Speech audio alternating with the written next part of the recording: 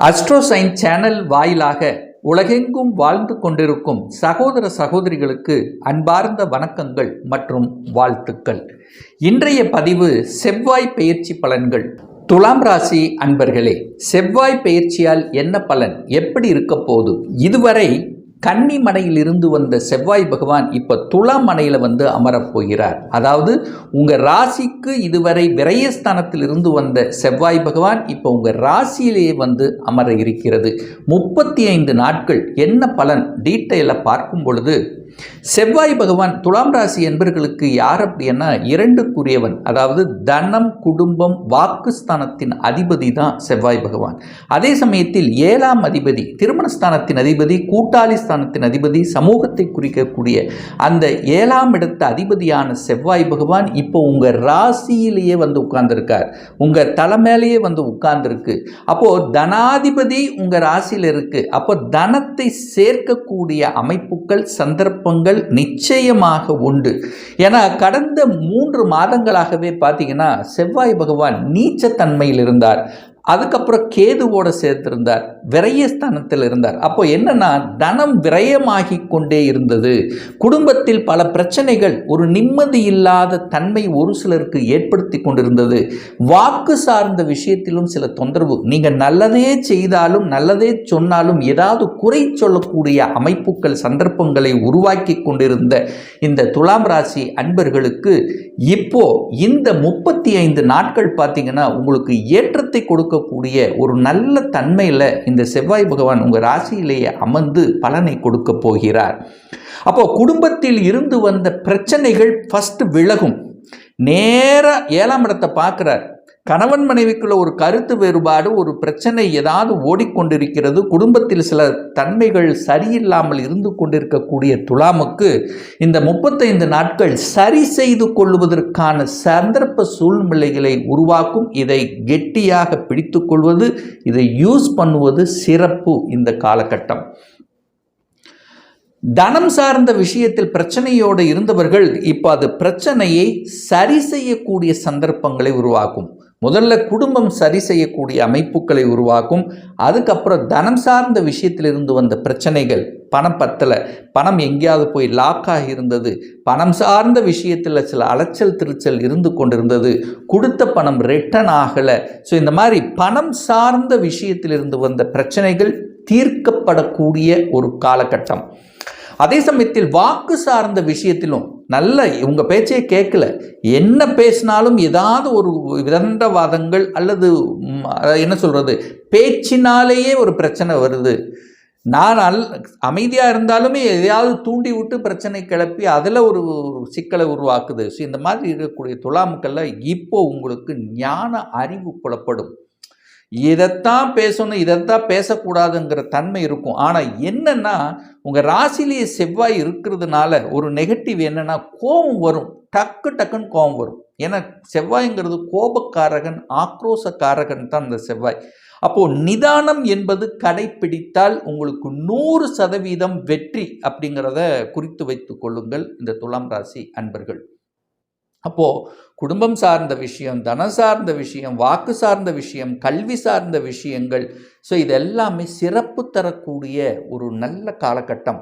அதே சமயத்தில் கணவன் மனைவிக்கு யாருக்காவது வேலையில் செட்டில் ஆகலை, வேலை நல்ல வேலை அமையல, அல்லது ஒரு செட்டில் ஆகணும், அல்லது ஒரு கூட்டு தொழில் 2 பேரும் சேர்ந்து செய்யணும். ஸோ இந்த எண்ணத்தில் இருக்கக்கூடிய துலாம் ராசி என்பவர்களுக்கு சிறப்பு கொடுக்கக்கூடிய ஒரு நல்ல காலகட்டம். தான் மீட் பண்ணக்கூடிய நண்பர்கள் மூலமாக ஆதாயத்தை அனுபவிக்கக்கூடிய ஒரு காலகட்டம். செவ்வாய்ங்கிறது சகோதர சகோதரிகளை குறிக்கக்கூடிய ஒரு கிரகம் செவ்வாய். அப்போது கடந்த 3 மாதங்களாகவே சகோதர உறவுகளில் ஒரு விரிசல் இருந்தது. அல்லது ஏதோ ஒரு வகையில் அவங்களுக்கு நல்லது செய்யும்னு நீங்கள் நினச்சாலும் செய்ய முடியாத தன்மை இருந்தது. ஏதோ ஒரு வகையில் பாதிக்கப்பட்டிருந்த அந்த சகோதர உறவுகள் அல்லது இரத்த பந்த உறவுகள் அல்லது உங்களுடைய தகப்பன் வழியில் அல்லது தாய் வழியில் உறவுகள், ஸோ ஏதோ ஒரு வகையில் ஒரு குழப்பத்தையும் ஒரு தெளிவில்லாத தன்மையும் சில கருத்து வேறுபாடுகள் ஏற்படுத்தி கொண்டிருந்த உங்களுக்கு இப்போ அது விளக்கப் போகிறது. விட்டு கொடுக்கணும் என்கின்ற மனப்பான்மைங்கிறது நிச்சயமாக இந்த காலகட்டம் உங்கள் மனதில் ஓடிக்கொண்டிருக்கும் அப்படின்னு நான் சொல்லுவேன்.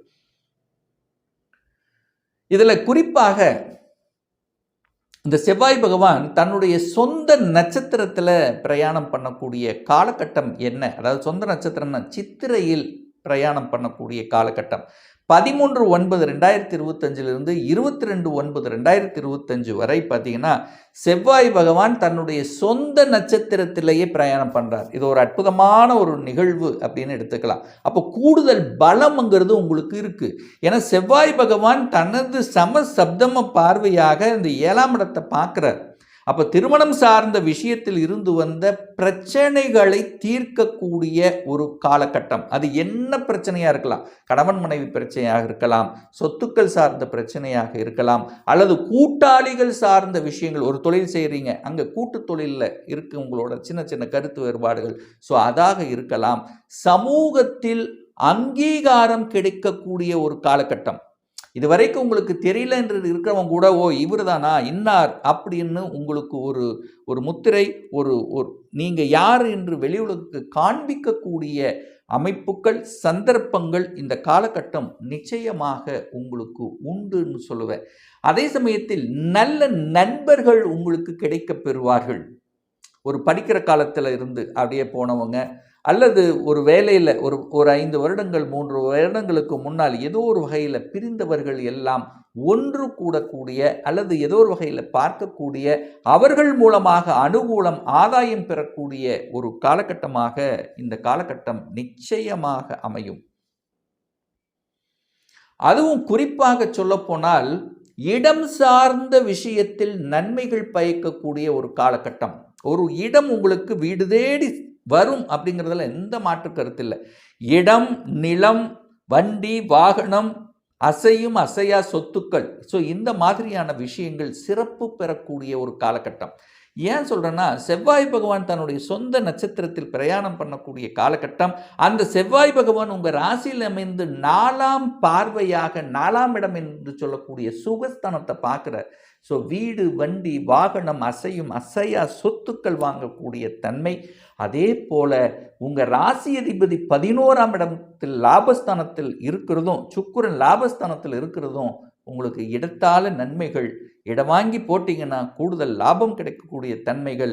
ஒரு சிலருக்கு பார்த்தீங்கன்னா நிச்சயமாக இந்த ரியல் எஸ்டேட் சார்ந்த துறையில் இருக்கவங்களுக்கு கூடுதல் நன்மைகள், கூடுதல் வளர்ச்சி கொடுக்கக்கூடிய ஒரு காலகட்டமாகவும் நிச்சயமாக அமையும்.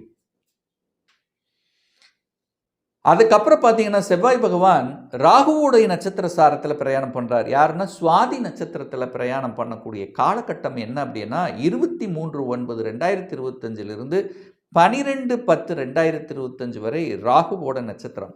ராகுனாலே பாம்பு ஒரு இடத்துல நிற்காது, அங்கங்கே ஓடிட்டே இருக்கும். ஸோ அந்த மாதிரி நீங்கள் பிரயாணம் செய்வதற்கு, இடம் பெயர்வதற்கு, இடம் மாறுதல் செய்வதற்கு, ஒரு வேலையில் ஒரு மாறுதல் செய்வதற்கு, அல்லது வெளிநாடு, வெளியூர், வெளி மாநிலம் சார்ந்த விஷயத்தில் உங்கள் எண்ண ஓட்டங்களை செலுத்தி அதை செயல்படுத்துவதற்கு இந்த காலகட்டம் உகந்த காலகட்டமாக இருக்கும். குழந்தைகள் படிப்பதற்கு, வெளிநாடு சென்று படிப்பதற்கு, வெளிநாட்டில் வேலை பார்ப்பதற்கு, ஸோ இந்த மாதிரியான தன்மைகள் உங்களுக்கு சிறப்பு பெறும். அந்நிய மதத்தினருடன் சேர்வது, அந்த ராகுனால பிரம்மாண்டமான ஒரு திங்கிங்கை கொடுப்பதற்கு, அல்லது பூர்வீகத்துக்கு போவதற்கு, பூர்வீகத்தில் போய் எதையாவது ஒன்று பண்ணணுன்று நினைப்பதற்கு உகந்த காலகட்டமாக இந்த காலகட்டம் இந்த துலாம் ராசி என்பவர்களுக்கு அமையும். அடுத்து பார்த்தீங்கன்னா செவ்வாய் பகவான் விஷாகம் நட்சத்திர சாரத்தில் டிராவல் பண்ணுறார். விஷாகம் அப்படின்னாலே குரு பகவான். அந்த குரு பகவான் உங்கள் ராசிக்கு எங்கே இருக்காருன்னா 9ஆம் இடமான பாக்யஸ்தானத்தில் அமர்ந்திருக்கார். அப்போ இந்த விசாக நட்சத்திரத்தில் எந்த காலம் டிராவல் பண்ணுறார் அப்படின்னா 13/10/2025 27/10/2025 வரை இந்த காலகட்டம் குரு நட்சத்திர சாரத்தில் குரு 9ஆம் இடமான பாக்யஸ்தானத்தில் அமர்ந்து கொண்டு அந்த செவ்வாயை பார்த்து கொண்டிருக்கக்கூடிய ஒரு அம்சம். அப்போ குரு செவ்வாய் பார்த்தாலே குரு மங்கள யோகம், மங்களகரமான விஷயங்கள் நடக்கக்கூடிய ஒரு காலகட்டமாக அமையும். நல்ல செய்திகள், சுப செய்திகள் கொடுக்கக்கூடிய, இதுவரைக்கும் எதுவுமே நடக்கலை அப்படின்னு நினச்சிட்டு இருக்கவங்களுக்கு ஒரு இன்ப அதிர்ச்சி கொடுக்கக்கூடிய, ஒரு நல்லது நடக்கக்கூடிய, குழந்தை பாக்கியம் இல்லாதவர்களுக்கு குழந்தை பாக்கியம் கொடுக்கக்கூடிய ஒரு பாக்கியம் கிடைக்கும். ஒரு நல்ல வேலை செட்டில் ஆகக்கூடிய, பிரயாணம், 9ஆம் இடம்ங்கிறது வெளியூர் வெளி மாநிலம் பிரயாணம் செல்வதற்கு, ஒரு நல்ல வேலையில் அமர்வதற்கு, தகப்பனால் அனுகூலம் ஆதாயம் பெறுவதற்கு, ரிசர்ச் சம்பந்தப்பட்ட துறையில் இருந்தீங்கன்னா ஒரு கூடுதல் நன்மை கொடுக்கக்கூடிய காலகட்டமாகவும் இந்த காலகட்டம் நிச்சயமாக அமையும். ஸோ ஆக மொத்தம் துலாம் ராசி அன்பர்களுக்கு ஏற்றத்தையும் உயர்வையும் எழுச்சியையும் தன்னம்பிக்கை கொடுக்கக்கூடிய, குடும்பத்தில் அமைதியை கொடுக்கக்கூடிய, கணவன் மனைவி உறவில் ஒரு நல்ல தன்மையை கொடுக்கக்கூடிய, சமுதாயத்தில் ஒரு அங்கீகாரம் கொடுக்கக்கூடிய ஒரு நல்ல காலகட்டமாக இந்த 35 நாட்கள் அமையும் என்று சொன்னால் அது மிகையாகாது.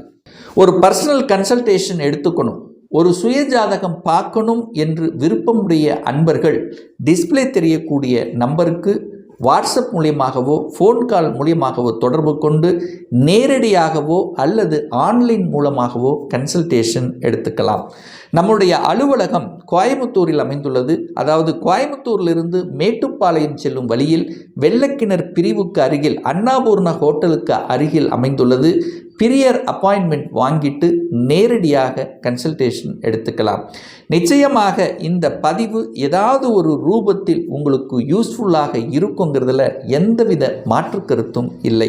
நம்முடைய சேனலை நீங்கள் ஃபர்ஸ்ட் டைம் பார்ப்பவர்கள் என்றால் மறக்காமல் சப்ஸ்கிரைப் பண்ணிக்கிங்க.